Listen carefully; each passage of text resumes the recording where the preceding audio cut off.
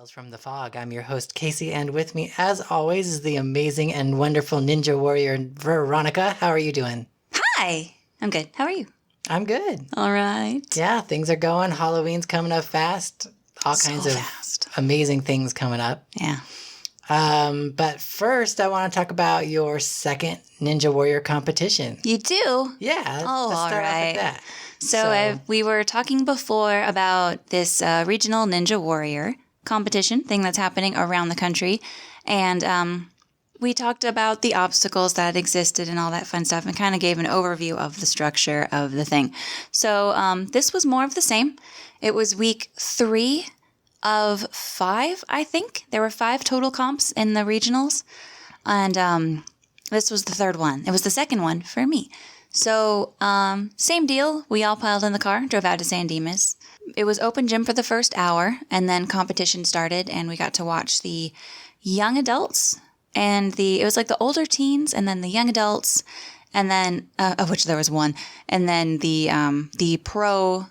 The pro division, which was basically just ages 18 through 39. Yeah, but there was one girl that was on American Ninja Warrior this year, right? She's on the show. She's on the show this year. And I think, is she in the Dallas one? Is she in the one that premieres on the 30th? I think that's what they said, is she's in the Dallas. That's what I heard as well. One. I guess she had the bottle, and I wasn't sure who was the one on the show, but I looked over and I saw like a real, like, you know, the swag bags that you get from things. Hers was like an official American Ninja Warrior 2018 bottle, and I was like, oh! That's so cool. And then also the owner of the gym, what's his name? Aaron Allen. Arnold. Hey, Arnold. I knew it was an A. Yeah. He was there too, which I think he's on the show this year as well. Is he? I think so. I hadn't heard, but I'm not. I mean, I listen to, shout out to Armchair Ninja podcast, but I don't actively listen and like write stuff down, so I forget a lot. But also, they're not talking about the show yet because it hasn't aired yet. So, yeah. But I hope he is, because he's super talented and is awesome and should totally be on the show. And I think that's probably why the reason why this past weekend's competition was so tough. Like, some of the obstacles that they threw in there were just like, holy crap. They were a step up from last week. I mean, this is the first time that this gym has done a regional competition. Actually, this is the first time that gym has done any competition. I don't think they did National Ninja League last year, because I think they had opened in like January or late last year, like November or December. So they weren't even open when that comp happened. Mm-hmm. So this is the first official competitions that they're doing. Yeah, and it works for them because regionals take themselves less seriously. They don't have to be as concerned about the difficulty. Really, it's kind of like a touch and go for them. Yeah, and it works out well for us because we get different experiences. So last time was, I mean, admittedly pretty easy. I'm a noob, so it was challenging for me. But as far as your typical training ninja goes, easy peasy. We had plenty of people do all 10 obstacles, no problem. This time, however, we had 0. We had 0 completions. Not a single person finished the final obstacle. And that was tricky, because I kind of wonder if, like, maybe Lance Picas could have finished that last obstacle. Maybe, like, what's his name? Real Life Ninja, our cousin from Connecticut. Kid could have probably done it. But, I mean, it was really hard. Arnold and the kid tested it. I saw him test it, and they both were able to do it. But they also hadn't done 9 obstacles before that. Exactly. So, I mean, I know that they take all that stuff into account. And another thing that happened on this course, which might be an official rule, it may just be a common courtesy, or, you know, failure to observe such common courtesy, but there was an obstacle that was piggybacked onto another obstacle. And if you were in National Ninja League or on the show, the idea is that you have to daisy chain the obstacles. You can't fail one and then move on to the next one. Yeah. However, regionals are set up so that you can fail an obstacle but continue on to the next obstacle. The way that this course was set up is there was a salmon ladder. From the salmon ladder strung that 10th obstacle. So from that salmon ladder, you had to go on to the something bridge, the swinging bridge, the rocking bridge, whatever, into flyboard. Is a flyboard. Yes, I know my ninja obstacles. So you had to go from the salmon ladder at the top to the flyboard, and then lache to the nunchucks, and then lache from the nunchucks to the other side to pass this line to mark it as course you complete. could swing from the nunchucks. There was a ball that would then help you get past the bat. Oh, I never even saw the ball. Yeah. Probably because no one ever got that far. Nope. So, with regional, the spirit is for you to get to attempt all 10 obstacles if you want. The way that this course was structured is you are not able to test or attempt all 10 obstacles because the flyboard was directly linked to the salmon ladder. Now, if that flyboard series had been part of one obstacle, like if the salmon ladder to the flyboard to the nunchucks to the ball to the floor was one obstacle, albeit a nightmare, then that's kind of fair. But because not like I had a chance on any of them anyway, but others may have. And if they couldn't do the salmon ladder, which was obstacle 9, they were immediately DQ'd from obstacle 10, which in my opinion wasn't entirely fair. So I'm pretty sure it's against the rules. Well, we'd have to look. But yeah. But I mean, the spirit of this comp, it's supposed to be light and friendly and, all access and kind of thing. And I super understand having an obstacle be as difficult as on the show. However, being denied a shot at an obstacle because of another obstacle, I thought was unfair. And I know some others noticed it as well, and the owner noticed it. But at the time, all of the safety equipment that would have been put in place to eliminate that problem were being used in other parts of the course. He could not safely get an athlete to skip the salmon ladder to do this 10th obstacle. So he was kind of stuck. The entire course was laid out already. Yeah. He didn't have a choice. It was too late. Well, what they could have done was done an optional 10th. So if you do the salmon ladder, you're committing yourself to this other one, right? Mm-hmm. If you skip the salmon ladder, you can then do this other optional 10th. They could have done the cliffhanger on the other side. I mean... Yeah, there's a lot of things they could have done. Yeah. And they could have given you an option. Yeah. But again, who knows if that's in the rules? Yeah. To have that option.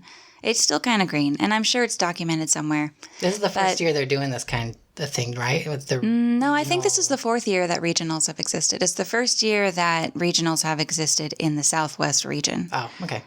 To the best of my knowledge. Yeah. So, that being what it was, I still can't do the salmon ladder, so it didn't really matter. I probably couldn't have done the flyboard either. Although you also broke a piece of the salmon ladder, and you got really close to doing 1 rep. So I did. Cool. Well, I've been looking at the salmon ladder. We've been there 3 or 4 times now. A chunk flies off almost every time, and I think that he replaces those feet like once a week. Makes me wonder why they don't put a topper on those wood pieces. A topper? What do you mean? Like you can get a thin piece of like strap metal or even like those things that we're putting on that prop and screw it down. And that way when it comes, you're not landing straight on the wood, splintering it. You have a piece that's distributing the weight over more of the board. There have been some interesting takes on the salmon ladder because there's things that have to be a certain way. They have to be a foot apart. They have to be a certain distance from each other. And the bar has to be at least a certain thickness or something like that. Yeah. There are some things that are strict. However, I have seen different iterations within those parameters. Mm-hmm. Like you have just a piece of, call it 3/4 inch conduit pipe. That would be your bar. And I've seen gyms wrap the edges of that, like maybe the last foot on either side, in either in some sort of grip tape or a rubber guard of some kind, and then it kind of protects the feet of the salmon ladder itself. Mm-hmm. It changes the dynamic of the obstacle, apparently. Does, because it'll make it a little slippery. Like if you use the metal or the other thing, when you go to land it, it's going to be more slippery. But if you did, you have on wood. Yeah, but it'd be the opposite if you used grip tape or that rubber. Yeah, I think they used, the tennis rackets, like the wrap that they put on the tennis rackets. Yeah. I think they used that. But and the reason why I say use metal is because in American Ninja Warrior, their salmon ladder is made out of box steel. It is? Yeah, it's not wood. So that's why when you hear it clink, it like really really clinks. Clink noise. It's box steel. Yeah, so I mean, I wouldn't But- change. I don't think it would change the way that one learns the salmon ladder. I think that it may come down to little twinges of technique as you go. But so this time around, they had the same obstacle number 1, which was the I call it it was like a J curve. It looked like a high jump approach, but from the left side on these little 45-degree angled sliced boxes. And you kind of go around in a little quarter circle and you go up on this piece of wood and you grab on the rope and you Tarzan swing across a little bit of thing and you have to land on a little pad. And easier said than done. Depending on where you land and where your feet are, you can go all over the place and you could be on that rope for a long time. And but if you get it just right, some people just went whoop, whoop, whoop, whoop, whoop, and landed and carried on with life. From there, it was a little bit of a balance obstacle. That was a little bit of balance beam, a little bit of monkey bar jumping, just very simple. You're not high off the ground. You just couldn't touch the lava on the floor, basically. Third obstacle was the cat traverse across the, there's like a railing or there's a path that you can take to get up to the platform where the trampoline is tucked into. This little wooden ledge is against the ramp that takes you up there. So again, not very high off the ground. You just have to hold on with like the underside of your fingers and your palm hugging the corner of this wooden 90-degree angle. And you just kind of scoot your way across as quickly as possible. You super need grippy shoes for this one because I finally have the strength to do it, but my shoes failed me and I slipped right off the thing. But I saw nobody else having that problem. And it was because I was wearing the wrong shoes. More on that later. So from there, this was a linked obstacle to a set of the gymnast rings, like the big wooden circle rings. Yeah. And you had to hang on to those and kind of pull your weight onto one and then fling the rope that the ring was attached to the other side of the bar and then put your weight onto that one and then fling the other one back. And you just had to kind of scoot your way on the rings across the bar to the other side and then plop down on the floor on the other side of a piece of tape on the other side. Easy peasy. So that was one. The fourth obstacle was it was a little bit of a combination of obstacles where you have the ball grip, the cannonball. You slide down this rope or this pole, and then from there, you go to a trapeze, and then you go to another ball, and then you fly across, and then there's another balance obstacle after that. And then was the evil warped wall, where I'm not sure what I did, but I may have either broken or really, really bruised my heel. And that sucked. And then there was what came after that? Oh, the cargo netting, and then a pegboard obstacle, and then the evil salmon ladder, and then the flyboard after that. So super challenging for little old me, but a super lot of fun. And this time I leveled up. I got 5 obstacles, whereas last time I got 4. So now I'm at 9. And the other girl from the first week came back, so she completed 5 also. So she is at 12. And then the ninja that came to visit that day completed 9 out of the 10 obstacles on the course, so she and I are tied. So I'm still in the running to go to National Ninja League, provided that no other women show up for the rest of the competition. And yeah, that's it. Cool. Mm-hmm. Let's see what else going on. Decade Brigade had our open slide night. That was incredible. Yeah, it was super good. Mm-hmm. Huge turnout. 58 people total, but wow, about really? 48 were sliding. Oh my goodness, it was crazy. It was a lot of fun. Yeah, we had a good time. We got to do a bunch of stuff. It was basically just a big old sliding party. We had people from all different groups, different experience levels, different goals in their sliding, and it was a kind of a little bit of a family reunion too. We had some vets come out and say hi and show their love, and we had some people that we had never seen before come out and throw down, and they did great. And it was just a lot of fun to have a community night of sliding and boundary pushing and some record setting and some record breaking. 4 people hit 10 feet for the first time, including Veronica, Mm-hmm. which is awesome. It was fun. And we did a lot of fun, kind of interesting games, like sliding games, kind of practicing a lot of body control and awareness of where you are in space kind of stuff. Yeah, we kind of forced them to think past just jumping over a thing, using balance in a way that they may not have considered before. So it was fun to watch the kids take that challenge and then add to it and step it up. And some people really stepped it up and tried things that they had never even considered. Like, why would you want to do that? I'm like, oh, because it looks really cool. That's why. Yeah.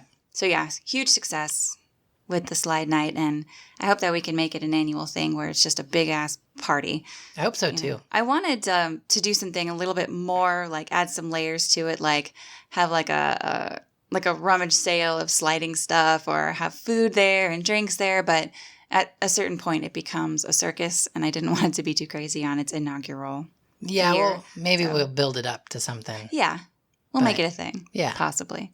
Be fun to have like a food and maybe some merch and stuff for sale. Just like, because I mean, we have a bunch of backlog stuff, so why not have kind of like a clear out sale before the convention start up? Yeah, and why not? And I would even open that to the other groups that are there. I mean, if Queen Mary has merch, set it up, sell it. Like, you need to offload and get some money to start building your inventory for this year, so why not? Yeah, exactly. Your market is right there. Everyone who buys your crap is right there. Yeah.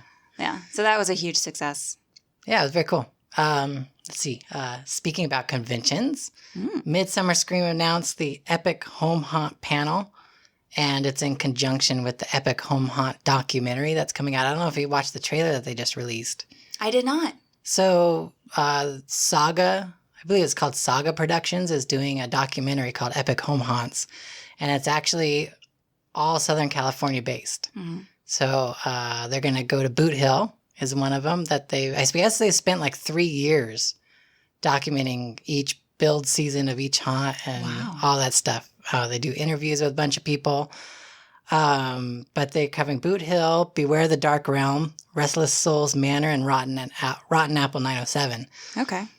All amazing haunted houses. And then recently, I think as they're getting closer, they got all their home haunt footage. They've been interviewing industry vets. So Rick West, John Cook, Ted Doherty, people that are in the industry are starting to get their interviews done so they can piece it all together and have the documentary ready to go.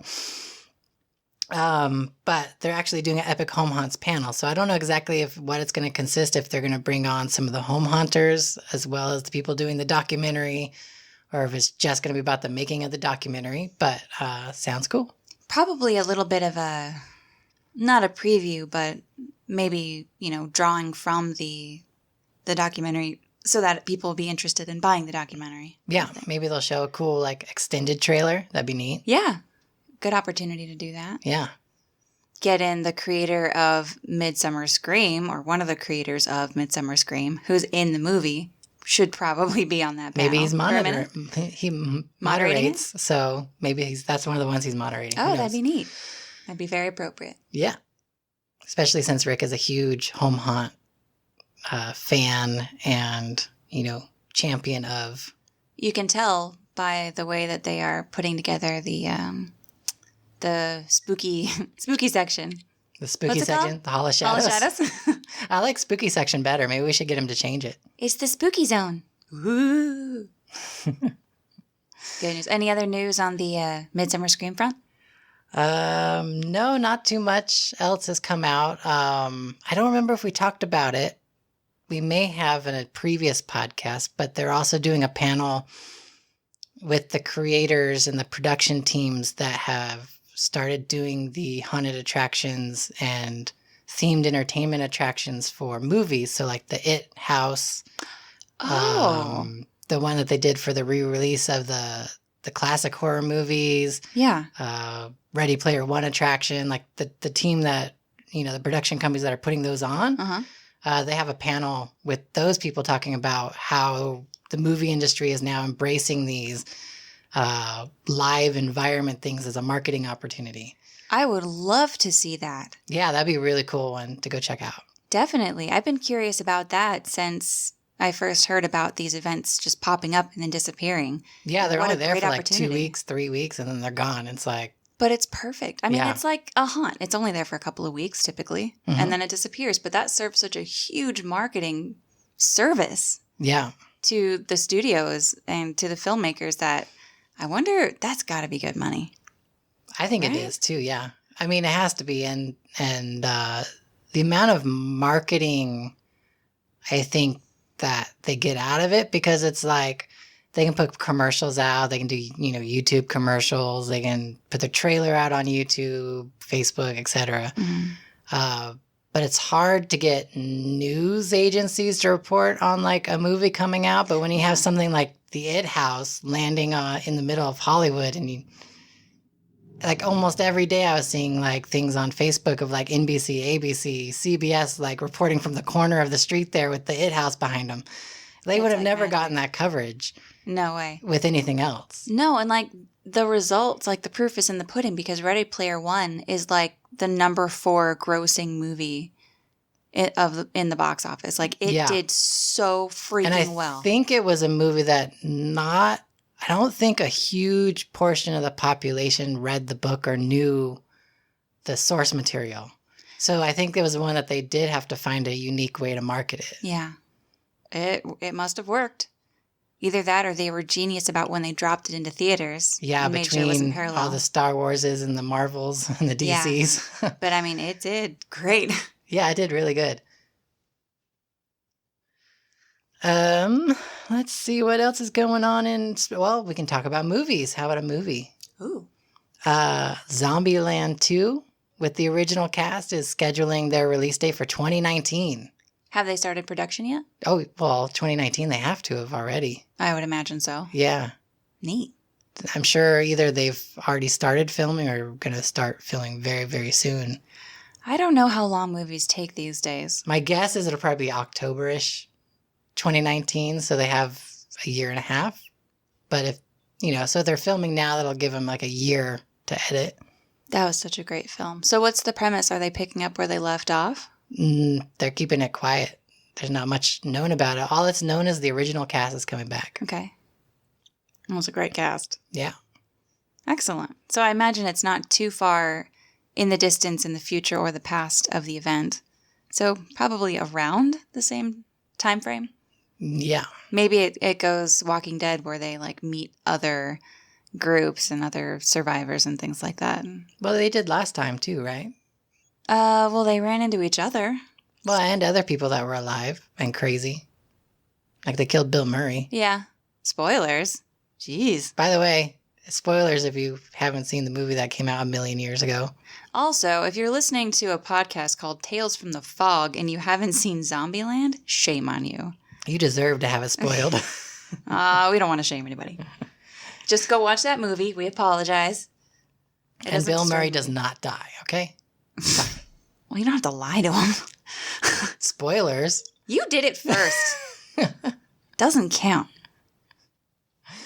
Oh my God. So yeah, 2019, I'm excited. Should be fun. Yeah. I think it's the original writers, original director, so it should be, I guess, exactly like the first one. Yeah, I tend to not be super excited about, reboots, remakes, and sequels. However, I loved Zombieland, and I'd be pretty okay with seeing another one. Yeah. Even if it just carries on exactly where it left off. So when we left off, weren't they trying to get well, I guess they made it to California, right? Yeah, they were trying to get to that. But it wasn't really safe. It wasn't as safe as they thought. They were trying to get to the theme park because they thought the theme park was like the perfect place to be and was safe.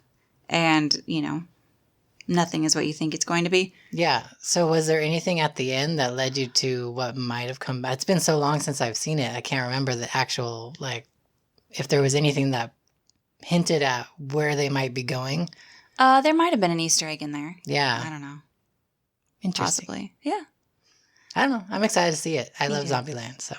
Me too. What else you got in movies? Well, how about a movie that we also love becoming a maze at Universal Studios Halloween Horror Nights?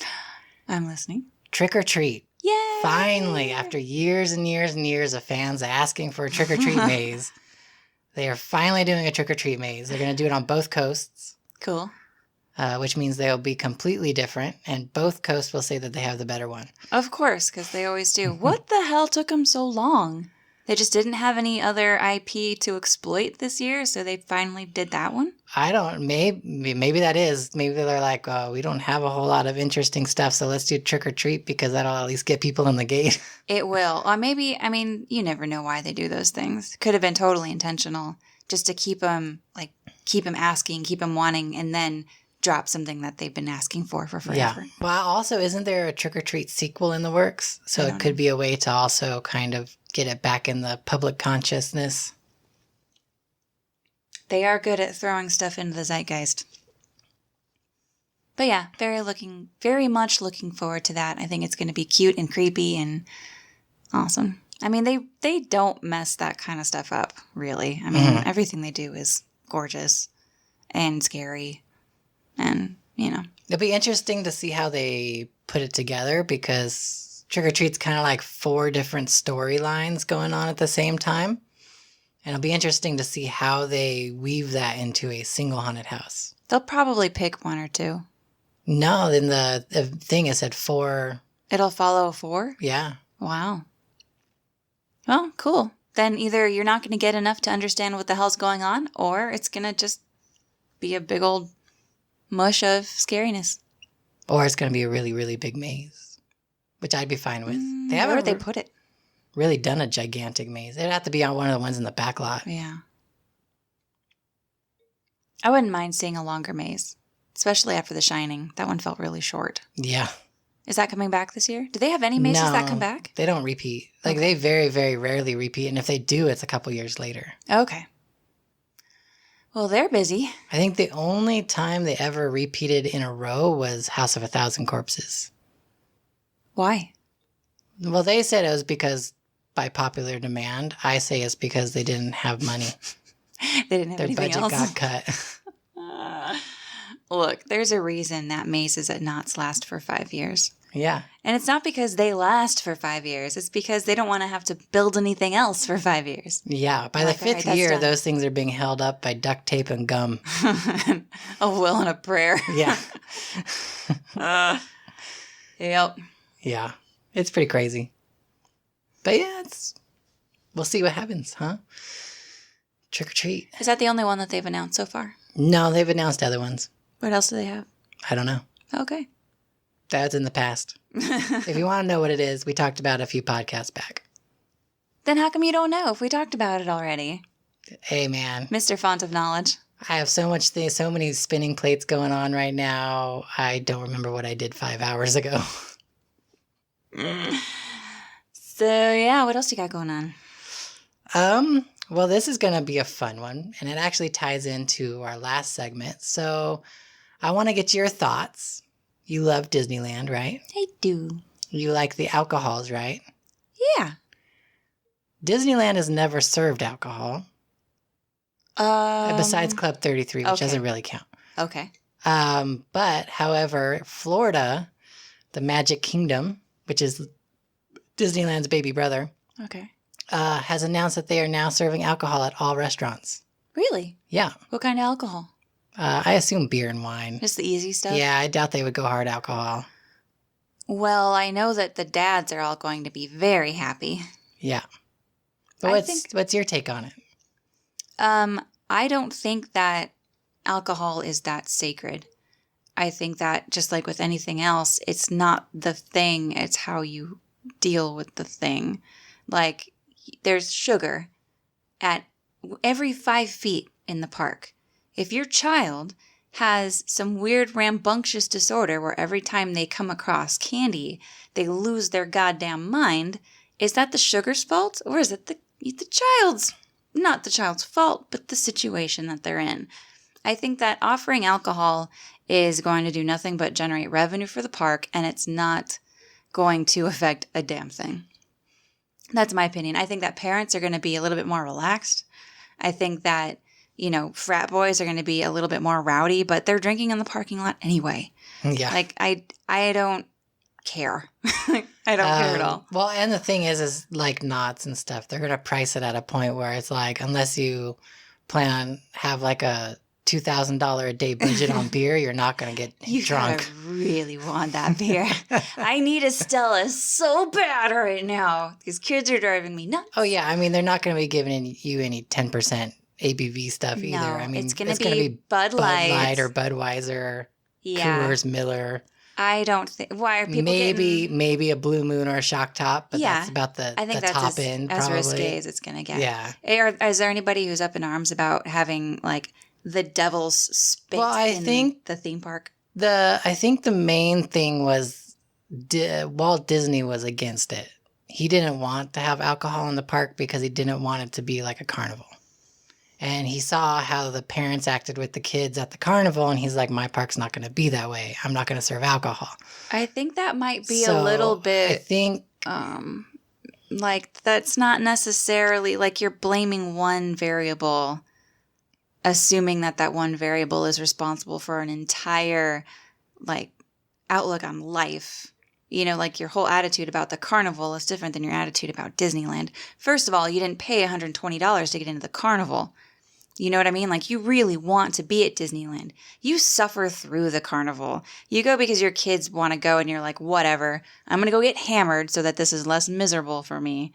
And I'm going to let my kids spend $80 on tickets and, you know, go barf their brains out on the Tilt-A-Whirl. Like, completely different mentality than I'm going to spend a month's worth of my salary to go to this place that I've spent 6 months planning to visit and, you know, build memories and take pictures and be present and, you know, do all this stuff that you do when you go to the happiest place on earth, especially if you're not from down the street from the happiest place on earth. Yeah. I think that you've earned that beer. Go get a drink. Would you be, like some people have suggested maybe there should be like a limit. Like, have you ever been to those? I went to an event, I can't remember what it was, but they did have like a 2-drink max because it was some kind of liability thing. How would And they so keep... basically they just put a slash on your hand. So you get 1 slash, and then when you get your second beer, they make the X, and then like, you know. Ugh, why do they have to babysit them? I don't know. Why? No. I say just, yeah. But Just let 'em. at that point though, as clubs have found out, Mm-hmm. if they are drunk and they drive home and crash the car full of kids, guess who's liable? Disney's liable because they sold them the alcohol and let them leave. How many beers, how many Stellas do you have to pound to be inebriated enough to crash your car when it takes at least an hour to get out of the parking structure That's in the true. first You'd place? you'd be pretty. I'm not condoning drunk driving in any sense. And I see your point entirely. It's you have to balance the two. You have to acknowledge that these are grown-ass people. That just because you offer them a thing doesn't mean that they're 100% going to drink all of the thing that you just offered them. Do you know what I mean? Like, if someone gets drunk, they could have, so say someone goes to Disneyland and they get drunk in Disneyland. Is that any different from them leaving the park and going to Napoli's Pizza, having an entire bottle of wine, and then walking to that same parking structure and driving in their car and getting in an accident? No. Does it matter where they bought that alcohol? Well, they bought it at Napoli's, so then Napoli's is, you know. But Disneyland, the Disneyland experience provided that alcohol. Yeah. So who cares? And DCA already has alcohol, so whatever. And DCA is out. So people are park hopping anyway. They go over to DCA, they get hammered, then they go back to Disneyland. Like, That's what I nothing's used to gonna do. change. Nothing's gonna change. So I'm kind of like, I don't care. Like, I think it's actually a better thing that they serve it in both parks here. Jack up the price and also remove the stigma of the alcohol, and maybe kids won't be clamoring to drink it as soon as they get their hands on it. Yeah, I've always been that way. I know we're veering into a different subject with that, but like, Demystify it. Demystify it. It's just a drink. Yeah. Just let dad have a beer, let mom have a glass of wine, and everyone will be much happier. Trust me. Mom will be smiling in those pictures instead of crying because she's exhausted. Yeah. Just let mom have the goddamn glass of wine. Anyway, Oh my God. Those are my thoughts anyway. All right. So let's move on to our final segment. Nani watches a video. Oh, yay! I love this segment. It's been a while. It has. So this one actually has to do with Disneyland. Okay. Oh, wow. We're kind of on theme here. I know. We've had some good transitions. Fantastic. It's actually a video I wanted you to watch back when we did the stories about the ghost of Disneyland. However, Oh, that was a while back. yeah. However, the video disappeared off of YouTube. Like, it got pulled. Ghosts or something. Disney lawyers, probably. Anyway, someone has gotten it back up. Giggity. And yes, they got it back up. And it's going again.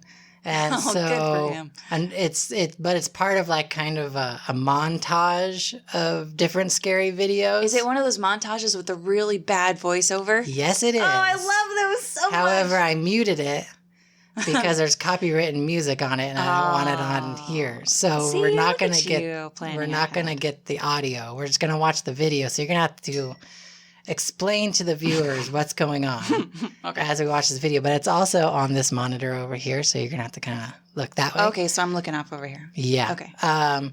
So to set it up, just for the viewers, this is Disneyland has like a command center for security with cameras and stuff everywhere. Mm-hmm. So there's a cell phone video from one of the security officers who's watching all of these cameras. Mm-hmm. And in the Haunted Mansion queue line, he sees something. So he puts his camera up to the video screen for the Haunted Mansion queue line. You're going to see what he catches in the Okay. video. And then I want you to tell the viewers what you're seeing and what you think it is. You're not going to Rickroll me, are you? No. Okay. No. It's for really reals. Oh, okay. So this is we're looking at a portion of the montage. This is the pre-show. The pre-show. He's doing his crazy bad voiceover right now. Oh, all right. So he's setting it up. But I did that for you guys. Thanks, man. All right, so you've muted the audio. So I'm Yes. looking at a 4-pack of monitors, of different cameras on one monitor Uh-huh. that are pointing at the queue line right when you get past the horse-drawn carriage. Actually, it's before. No? Oh, I see. It is before. My bad. I'm looking at it from the other way. See that?